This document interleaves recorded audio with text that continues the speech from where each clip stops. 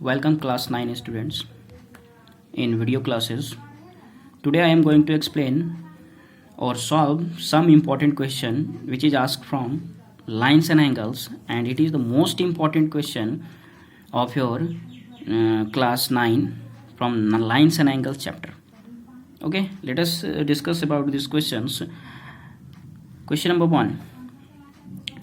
In the figure, PQ parallel to RS. Okay, angle MXQ equal to 135. It is given angle MXQ equal to 135 and MYR equal to 40 degree. Find the value of XMY. That means you have to find this angle. Okay, in the same question sometimes it is also asked, find the reflex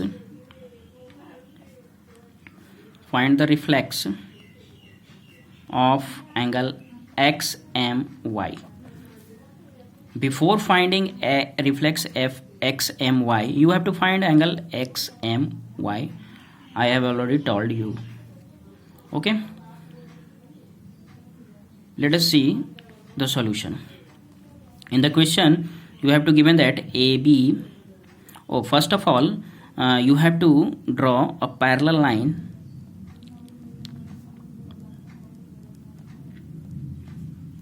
Suppose we draw a AB parallel line to PQ. Okay, and in the question it is given that PQ parallel to RS. और question में ये given है कि PQ जो है वो parallel है RS के, and by the construction we draw AB parallel to PQ. तो you have well known that if a line is parallel to another line and this line is parallel to RS, that means AB is also parallel to RS. Okay, मतलब कि हमको ये पता है कि अगर दो चीज़ पैरेलल है, तीसरा एक के पैरेलल है, दैट मीन्स कि जो तीसरा है वो दूसरे के भी पैरेलल होगा. मतलब ये AB फर्स्ट ऑफ ऑल तो PQ RS के पैरेलल है. AB मैंने ड्रॉ किया PQ के पैरेलल, इसका मतलब कि PQ RS के जब पैरेलल था तो AB RS के भी पैरेलल होगा. Then we conclude that AB parallel to RS. AB parallel to PQ दिया हुआ है, ड्रॉ किया हम लोग कंस्ट्रक्शन में. PQ parallel to RS दिया हुआ है, तो हम लोग AB parallel to RS लिख सकते हैं. Okay, there is no problem in this. Okay, we use here QXM, this angle 135, and XMB, ये एंगल, यहाँ का ये एंगल जो है. तो यहाँ जो QXM plus XMB equal to 180, that mean इसका और इसका सम कॉरस्पॉन्डिंग एंगल से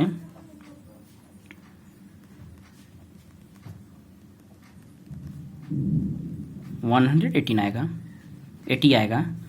और QXM 135 गिवन है, यहाँ पुट करके हम लोग XMB फाइंड कर लेंगे जो 45 आएगा. XMB अपर पार्ट 45 आ गया. ये सेम वे में अगर हम यहाँ पे देखें फिगर में, AB पैरेलल RS है, तो ये जो BMY है और RYM है, ये तो अल्टरनेट से ये दोनों इक्वल होंगे. आप लोगों को पता है कि अल्टरनेट एंगल ये दोनों इक्वल होगा, तो ये भी 40 हो गया. तो सेम मैंने फाइंड कर लिया क्या कि by alternate angle BMY is also 40 degree. Okay, अब देखिए यहाँ पे क्या हुआ कि XMB मैंने 45 फाइंड कर लिया और YMB 40 फाइंड कर लिया, और आपको फाइंड करना था XMY, तो दोनों का सम को ऐड कर दिया. तो 45 प्लस 40 85 जो है मेरा वो XMY इजली वे में आ जाएगा. तो इसको हम लोग ऐसे प्रोसीड कर लिए. XMY equal to 45 plus 40 85. जैसे कि मैंने क्वेश्चन में बताया क्या कि इसका रिफ्लेक्स भी फाइंड करने के लिए बोला जाता है किसी क्वेश्चन में. तो reflex of XMY that means 360 minus 85, जो मेरा XMY आया उसको 360 से माइनस कर देंगे तो 275 मेरा रिफ्लेक्स एंगल आएगा. क्वेश्चन में अगर लिखा हुआ है, मेंशन किया हुआ है, then you have to find reflex. तो रिफ्लेक्स फाइंड करने के लिए हम लोग को क्या करना है, 360 से जो एंगल आया उसको माइनस कर लेना है इजली वे में. ठीक है, तो ये बहुत आसान क्वेश्चन है. जस्ट एक रिकॉल कर लेते हैं. P Q parallel to A B है, A B parallel to A R S हो गया, और ये तीनों आपस में पैरेलल हो गए लाइन। दैट मीन्स कि ये दोनों पैरेलल है, तो 135 कॉरस्पॉन्डिंग एंगल का सम ये 180 होगा। 45 180 से 135 माइनस के 45 आएगा। अल्टरनेट से यहाँ 40 आ गया, दोनों को ऐड किए, एक्स एम वाई आ गया, रिफ्लेक्स 360 से माइनस करके सॉल्व कर लिए। बहुत सारे स्टूडेंट्स का ये बोलना है क्या कि वीडियोस जो है उन लोग के पास नहीं मिलता है। स्कूल के साइट पे वीडियोस जो है वो 1 से 2 दिन बाद अपलोड होती है, तो काइंडली आपसे रिक्वेस्ट है कि जिस दिन मैं वीडियो अपलोड करूँ उसी दिन आपको लाइन बाय लाइन अगर पढ़ना है टॉपिक वाइज, तो आप चैनल को ज़रूर सब्सक्राइब कर लीजिए, जिससे जैसे ही मैं यहाँ वीडियो डालूँ आपके पास वो पहुँच जाए। तो जो स्टूडेंट ने सब्सक्राइब किया उन्हें प्रॉब्लम नहीं हो रहा है, जो सब्सक्राइब नहीं किए हैं वो स्कूल के साइट पे जा रहे हैं, वहाँ स्टडी मटेरियल में देखने के बाद वो देख रहे हैं उस वीडियो को।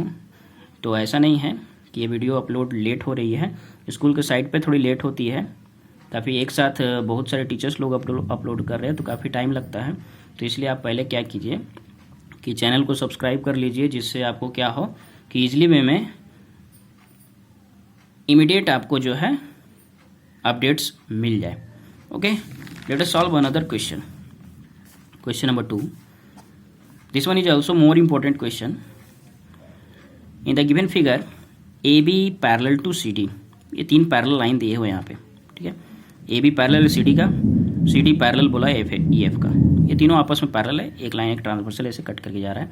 You have to find X Y Z, 3 angles को फाइंड करना है।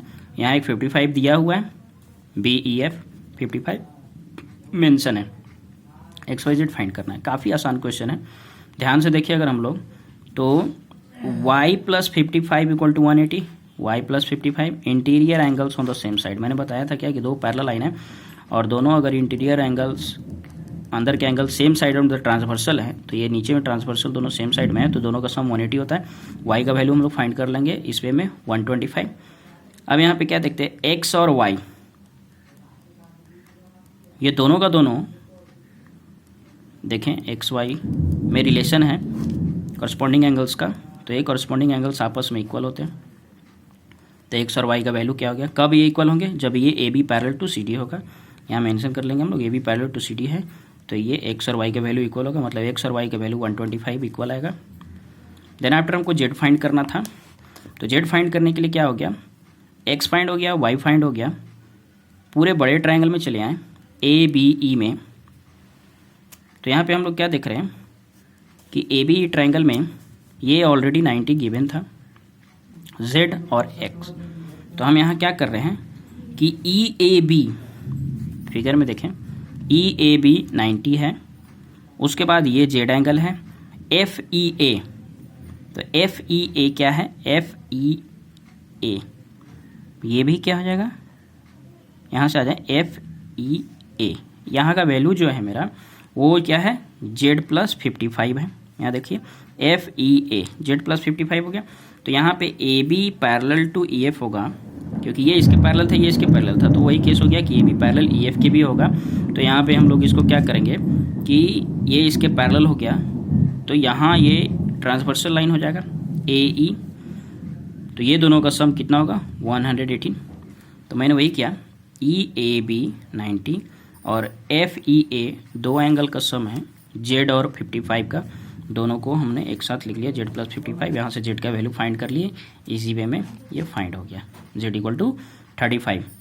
डैट मीन्स कि यहाँ पे हमको बस ध्यान ये देना है, y फाइंड कर लिए same side on the transversal sum से, x फाइंड कर लिए कॉरस्पॉन्डिंग एंगल से, और z फाइंड करने के लिए क्या किया मैंने, A B parallel to E F दिखा दिया, उसके बाद ये ट्रांसवर्सल यूज़ किया, ये दोनों का sum 180, 90 plus z plus 55 equal to 180, और सॉल्व करके z का वैल्यू फाइंड कर लिए इजली वे में।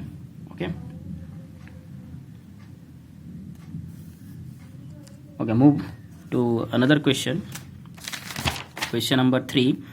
ये भी काफ़ी इंपॉर्टेंट क्वेश्चन होता है, एनसीईआरटी का एक क्वेश्चन है, काफ़ी इंपॉर्टेंट है, कई बार एग्जाम में हम ये आता भी है और आया हुआ भी है। Let us see, in the given figure A B parallel to C D, यहाँ पे ए बी और ये सी डी जो लाइन दिए हुए हैं ये दोनों आपस में पैरेलल है। ई सी डी 100 और ए बी ई 110 दिया हुआ है। यहाँ क्या करना है हमको कंस्ट्रक्शन में कि एक लाइन यहाँ से ऐसे पैरेलल ड्रॉ कर देना है बी एफ, जो सी डी के भी पैरेलल होगा, इधर से ये लाइन पैरेलल होगा, ठीक है। और भी बहुत सारे मेथड्स होते हैं इसको सॉल्व करने का। A B parallel to C D given है, तो ए एफ भी पैरेलल होगा सी डी के।